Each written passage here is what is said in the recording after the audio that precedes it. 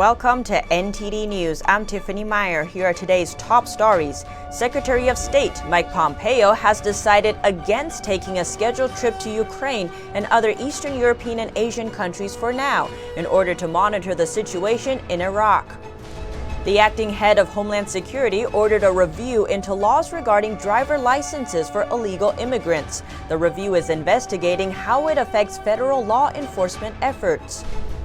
President Trump's attorney said he learned significant information on a recent trip to Ukraine, information he believes will change the course of history of the impeachment trial of President Trump. And here in Southern California, people celebrated the first day of the new year the same way they have for more than 100 years, with the Rose Parade. More on that later.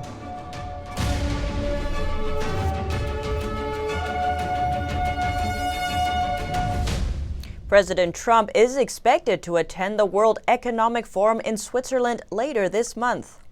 Trump didn't go last year due to the government shutdown, but did attend in 2018. Trump is expected to highlight the American delegation that will attend the event in Davos. That includes Treasury Secretary Steve Mnuchin, as well as Ivanka Trump and Jared Kushner. The annual conference brings together powerful executives, finance ministers, and other members of the global elite. It will run from January 20th to 24th. And Secretary of State Mike Pompeo postponed a trip to Ukraine yesterday so he could focus on the situation in Iraq after demonstrators attacked the U.S. embassy. Supporters of Iranian-backed Iraqi paramilitary groups stormed the U.S. embassy's perimeter, hurling rocks in protests lasting 2 days. They withdrew on Wednesday after Washington dispatched extra troops and threatened reprisals against Tehran. State Department announced that Pompeo postponed his trip to Ukraine, Belarus, Kazakhstan, Uzbekistan, and Cyprus in order to monitor the situation in Iraq. The trip will be rescheduled in the near future. On Tuesday evening, Pompeo said the U.S. soldiers will not be backing down, nor were there any plans to evacuate the U.S. embassy. Any plans to evacuate the embassy in Baghdad, sir? None. Okay. Any plans to pull some of the 5,000 U.S. troops in Iraq out? None. In addition, President Trump ordered about 750 soldiers deployed to the Middle East, with about 3,000 more prepared for possible deployment in the next several days. Julián Castro announced today that he would end his bid for the presidency. The former housing secretary is the only Latino candidate in the Democratic primary. He said on Twitter, "It's with profound gratitude to all of our supporters that I suspend my campaign for president today." In his year-long campaign, Castro championed progressive policies, but did not find his footing in polls. He is a native of San Antonio and was its mayor for 5 years.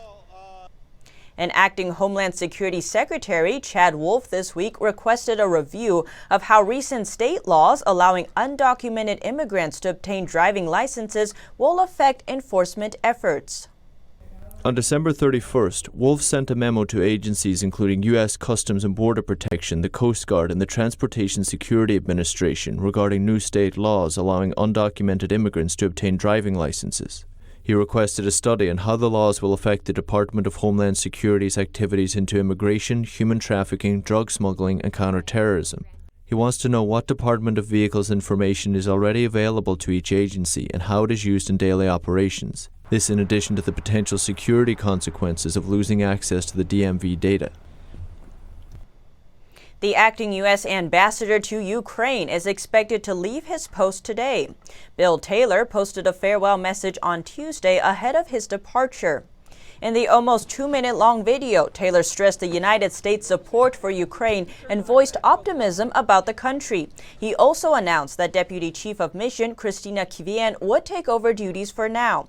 Taylor did not mention the Trump impeachment inquiry, in which he was a key witness. Taylor's departure comes ahead of a Ukraine visit from Secretary of State Mike Pompeo, who postponed the trip due to trouble in Iraq at the U.S. Embassy. And President Trump's attorney Rudy Giuliani said he learned about highly extensive corruption during his recent trip to Ukraine. He spoke of a series of criminal acts by the former administration and said they were embarrassing. When the full scope of what happened to the Ukraine comes out, there are going to be an awful lot of Americans who participated in the Ukrainian corruption. Giuliani spoke on his way into Trump's Mar-a-Lago New Year's Eve gathering, having recently returned from Ukraine. He said the corruption in Ukraine was vast and extensive, involving the highest levels of the previous administration. He also said the Bidens laundered millions of dollars out of the country. Giuliani said he is gathering evidence and new witnesses are coming forward. This is expanding. It will turn out to be a series of criminal acts. It'll involve the highest levels of the Obama administration, and it's the reason why the Democratic Party is in panic. Giuliani said he would be willing to testify, or he even had another proposition. Or I do what I do best. I try the case. Giuliani is not expected to be part of the president's defense team in the impeachment trial. He said he believes that historically, the impeachment of President Trump will go down as an illegal coup. There's never been an impeachment that was put through with no witnesses being allowed, no lawyers being allowed, threatening to put people in jail. Giuliani said he will reveal further details about what he learned in Ukraine when he has figured out the right forum to do it. NBA's longest-serving commissioner, David Stern, died yesterday. Stern oversaw the growth of the National Basketball Association into a $5 billion a year industry. David Stern died on Wednesday at 77 years old. He suffered a brain hemorrhage earlier in December and underwent emergency surgery. The league said he died on New Year's Day with his wife and their family at his bedside. Stern was involved with the NBA for nearly 2 decades before becoming its 4th commissioner in 1984. He spent 30 years more there, seeing the NBA rise into a global power. During his time, Stern oversaw the birth of 7 new franchises, as well as the women's equivalent to the NBA, the WNBA. This and the NBA Development League, known as the G League, provided countless opportunities to pursue careers playing basketball that previously weren't available. Under Stern, the popularity of basketball spread worldwide. The late David Stern speaking here as NBA commissioner in 2012. Life is a journey, and it's been a spectacular journey. He left his position in 2014, at which point the league had grown to a more than $5 billion a year industry. A large gathering of Jews at MetLife Stadium in New Jersey drew a heavy security presence after recent anti-Semitic attacks in the New York City area. Organizers of a Jewish event called Siyam Hashaz said more than 92,000 people congregated on Wednesday, and more than 50 law enforcement agencies were involved in security planning. Jews from the entire region have come together to celebrate the completion of the study of the Talmud, which is the basic book of the repository of every idea in Judaism. And it's just a tremendous event. It takes 7.5 years to read the Babylonian Talmud. New York resident Rivka Lev says, although recent anti-Semitic attacks in the New York City area have been disconcerting, they have also opened people's eyes more to what's happening in the world around them. So spiritually, it's kind of given us all a bit of a wake-up call, I think. And even though people are scared and are a little disconcerted, at the same time, we are also coming together, praying together. I definitely see a sense of unity and community, which has been coming out since this. The event follows a stabbing in Monsey, New York last weekend, and a deadly December 10th shooting at a kosher market in Jersey City, New Jersey. The iconic Southern California New Year's tradition, the Rose Parade, excited viewers with bright colors and creative floats on Wednesday morning. It's not New Year's Day without the Rose Parade in Pasadena. Marching bands and floral floats took to the streets under mostly sunny California skies. The event drew hundreds of thousands of spectators on New Year's Day. It's the 131st year for the annual parade, put on by the Tournament of Roses. This year's theme is the power of hope, which the tournament says celebrates the influence of optimism and hope. Spectators started lining the 5.5-mile route that day before. Many of them camped out on sidewalks and braved overnight temperatures in the 40s to secure a good view. My wife is celebrating her 50th birthday, My gift to her was coming here. She's very happy. She enjoyed really did this celebration. Yeah. This is a bucket list. I decided to come when I was this high, 29 years ago. Oh, I feel fantastic. This has been a wonderful day and a wonderful week. Absolutely. The fun, the people, everything. Fantastic.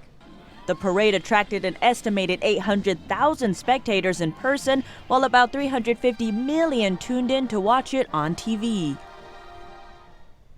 Israel's prime minister said today that he supports U.S. actions in Iraq over the Iran-backed protests. He headed out to Greece for a gas pipeline summit despite ongoing troubles at home.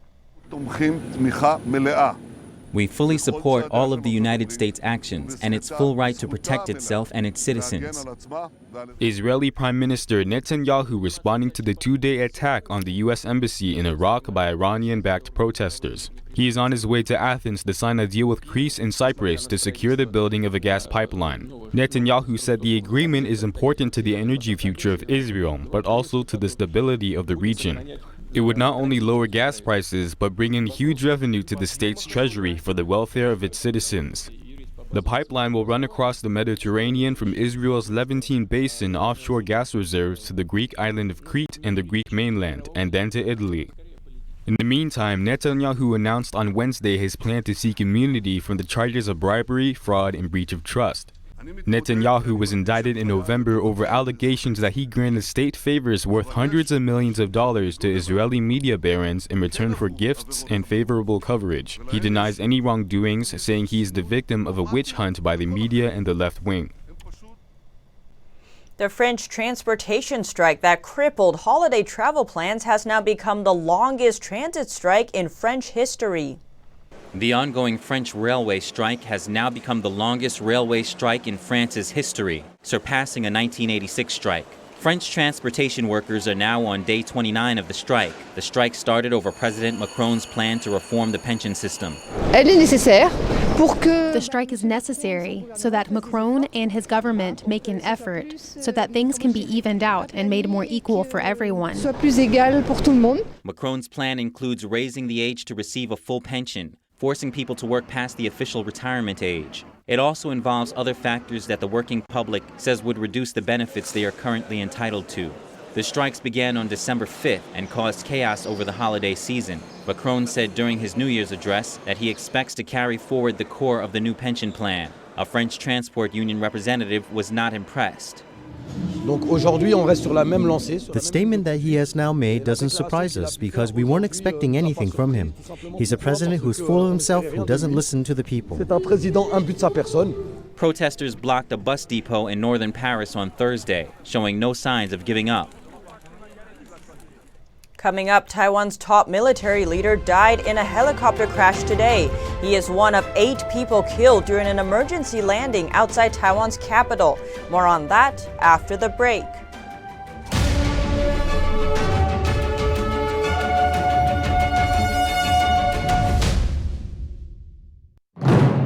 I have traveled all over the world to 50 countries now, and I have never seen a production any better than this.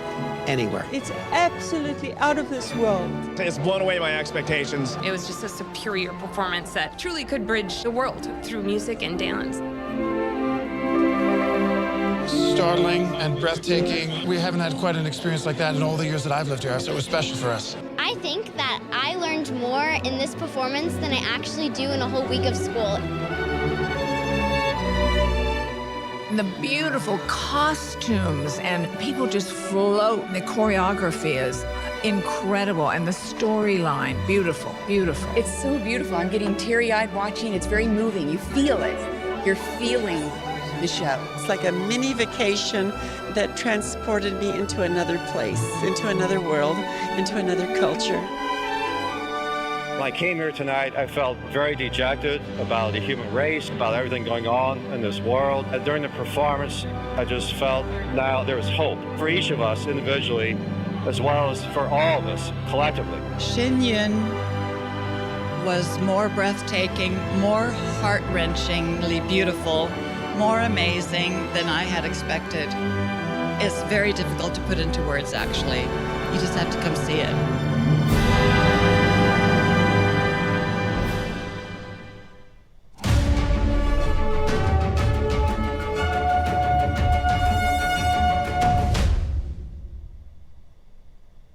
Taiwan's defense ministry said that Taiwan's top military official was among 8 people killed today after the helicopter carrying them made a forced landing in a mountainous area near the capital, Taipei. Taiwan's top military official was among 8 people killed on Thursday after a helicopter made a forced landing in a mountainous area near the capital, Taipei. The reasons for the crash in the wake of a forced landing were unknown, the military said in a statement, adding that Air Force General Shen Yiming had died. The main portion of the helicopter lay in forest, its blades shattered into pieces, as dozens of rescuers combed the wreck for survivors among the 13 on board. The helicopter had left Taipei on a mission to visit soldiers in the northeast county of Julián ahead of Lunar New Year. Taiwan's President Tsai Ing-wen mourned the loss. Today is a sad day. A few of our outstanding officers have passed on. They were a few of the best officials in the military, especially Chief of General Staff Shen Yiming. He was a very brilliant and responsible leader. He was always the Chief of General Staff, respected by everyone. His departure is a loss for us, and we are deeply saddened.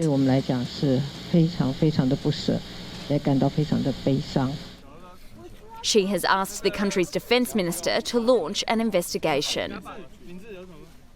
Media reports that Carlos Ghosn say a decision to delay his trial until April 2021 pushed the ousted Nissan boss into fleeing the country, though these reports have not been independently verified. Carlos Ghosn decided to flee Japan after learning that his trial would be delayed until April 2021. And also because he had not been allowed to speak to his wife, sources close to the ousted Nissan boss said on Thursday. The third point I want to tell you that Ghosn has become Japan's most famous fugitive after he was smuggled to Lebanon, reportedly by a private security firm, to escape what he called a rigged justice system. This is about a plot. This is about conspiracies. Japanese prosecutors raided Ghosn's Tokyo address on Thursday, as more light was shed over how his escape may have been achieved. Public broadcaster NHK reported that Ghosn had been allowed to carry a spare French passport in a locked case while out on bail. The key to the case was held by his lawyers, NHK said. Lebanese officials previously said Ghosn arrived legally on a French passport. Separately, Turkish broadcaster NTV said on Thursday that Turkish police had detained 7 people, including 4 pilots, after the country's interior ministry began an investigation into Ghosn's transition through the country on his way to Lebanon. He was first arrested in Tokyo in November 2018 and faces 4 charges, including hiding income and enriching himself through payments to car dealerships in the Middle East. He denies the charges, but sources close to Ghosn said he had learned at a recent court hearing that one of his 2 trials in Japan would be delayed by 7 months from its original starting date in September 2020. Under the terms of his bail, Ghosn was prevented from communicating with his wife, Carol, and a request to see or speak to her over Christmas was denied. No one was immediately available for comment at the office of Ghosn's lawyer, at the French embassy in Tokyo, or at the Tokyo District Public Prosecutor's office. Lebanon has no extradition agreement with Japan, and Ghosn enjoys widespread support in the country of his childhood, where he holds extensive investments in banking and real estate. And in another development, Interpol today issued an arrest warrant for Ghosn, while Turkey has launched an investigation into his escape from Japan.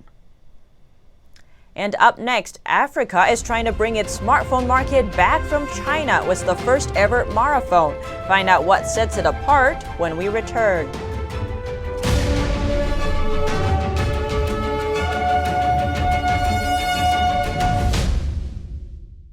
Ble nua fui sean agus fui vasa. Feliz Año Nuevo.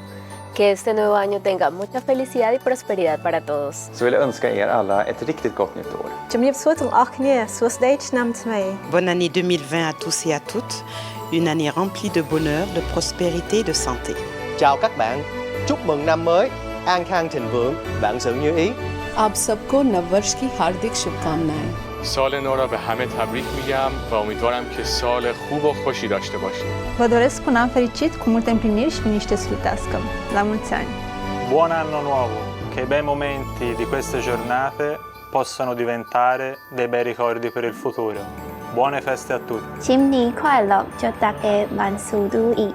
אני מאחל לכם שנה טובה. 신혼이민 둘기 2020 амар амгалан амжилт бүтээлээр дүүрэн байх болтугай гэж хүсэн ярив. 祝大家新年快乐，心想事成，万事如意. Yeni yılınız kutlu olsun. 2020 yılı sağlık, mutluluk ve huzur dolu olsun. 새해 복 많이 받으시고 가족 모두 행복하세요. 明けましておめでとうございます. Frohes neues Jahr, viel Erfolg und Gesundheit im neuen Jahr. Season's greetings. I hope you had a wonderful holiday season and I wish you a bright new year ahead.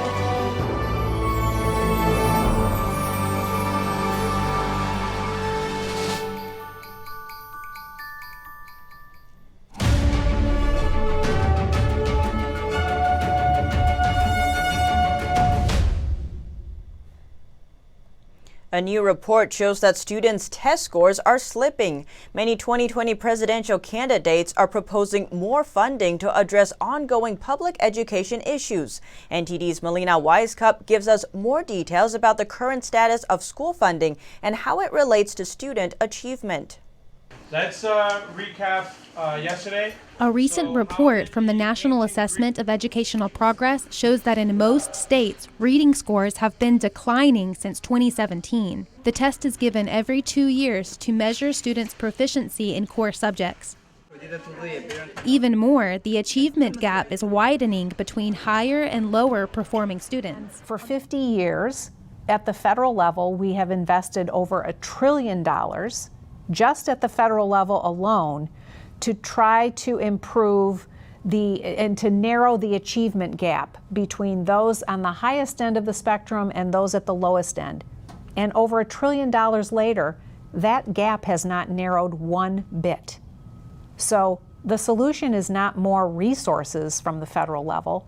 It's really doing something completely different. On the other hand, a common platform among many of the 2020 Democratic presidential candidates are their proposals to increase funding for lower-income schools. For example, Elizabeth Warren proposes to quadruple Title I funding, while Pete Buttigieg, Bernie Sanders, Cory Booker, and Joe Biden are all proposing to triple Title I funding. According to a report by Education Week, New York spends the second highest amount on education of any state, around $20,000 per student each year. That's well over the $13,000 national average, but this year's scores show that New York is one of the states that ranks below average on the national assessment test. A New York high school student who previously attended a private school and now attends a gifted public school says some of his peers lack a sound education. I got to see many of the flaws in their education and the gaps in their knowledge come to light, especially in English classes, for example, where we would often have to peer edit our essays before handing them in. And I got to see how some people were not taught English grammar properly. While the issue likely stems from many areas, an education policy expert gives insights into how public schools can address the issue. You're also going to have to talk about standards. The fact of the matter is the bar for American, not just New York City, but American education is set ridiculously low. There's also a lot of things that you don't need money to fix. The fact is it does not cost any more in kindergarten to read children a higher level book than it does to read them Dr. Seuss. Other suggestions from Adams and many education experts include developing a platform that will allow and encourage teachers to focus more on each child's individual qualities and capabilities. Melina Wisecup, NTD News, New York. A tech firm in Dubai is hoping to crack China's strong grip on Africa's mobile market by manufacturing its own smartphone in the continent. Meet the new Mara phone, the first mobile smartphone to be manufactured in Africa. The Mara Group is hoping to produce 1.5 million smartphones on the continent each year. We feel confident that we'll be able to penetrate the market, because the first thing that we know, we will be able and we are able to produce affordable smartphones in a particular market. Currently, Chinese-made techno phones are dominating Africa's smartphone market. Techno phones are cheaper than the Mara phones, costing under $100. The Mara phones come in two models and cost $130 and $190. Mara Phone's managing director says the higher cost won't deter buyers because he says the Mara Phone is made to a higher specification using higher quality. Mara Phone customer Carrera agrees. What I like about these Mara phones is that it is faster. It also takes good quality photos, almost the same as the iPhone or Samsung. The Rwandan government is planning on transforming the country into a middle-income nation through full digitization. According to the National Institute of Statistics, currently just 15% of the population has a smartphone. Business analyst Teddy Kabaruka believes the enterprise will thrive. Smartphone became like a consumable. The more we have it, the more we want it, and as time goes, the more there are new brands coming online with new functionalities. People want new phones. Mara Phones doesn't plan to restrict its business to Africa. The company aims to introduce the phone to other markets, including Europe, Asia, and America. Up next, a fitness expert offers tips on staying fit in 2020. He explains how to pick the perfect gym and get a membership for the right price. More on that after the break.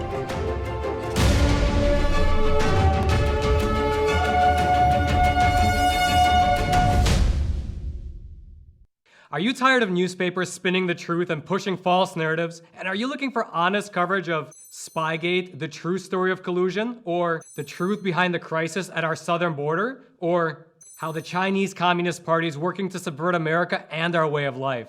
Then you need to check out the Epoch Times newspaper. It's independent, nonpartisan, and it doesn't push any political agendas. Just go to readepoch.com and try it yourself for a full month for just $1. You'll absolutely love it.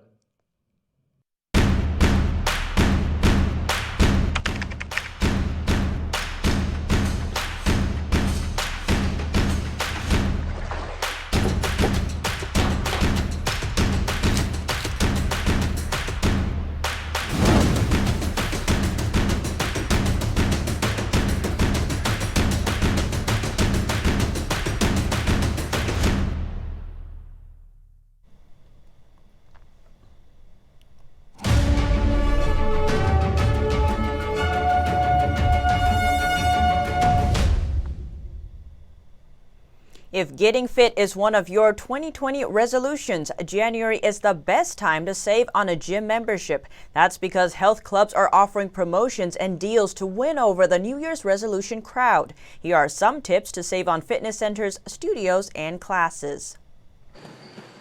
Getting fit this year can be expensive, but if you're committed to getting into shape in 2020, experts say you don't have to overspend, just choose wisely. A gym that is not hoping that you don't come and keep paying, but hoping that you come all the time, and if you don't, we'll figure out a way to make it work. Tips to help you pay less. Number 1.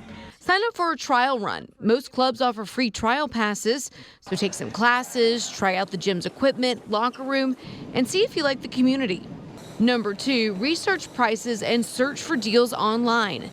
Discount websites usually have major deals on fitness classes, trainers, and local gyms. Somewhere that gives you an opportunity to try them out for free, and then doesn't offer you any kind of contracts. Experts say this forces gyms to work hard to keep you coming back. Number 3, negotiate a deal. Go straight to the gym's manager.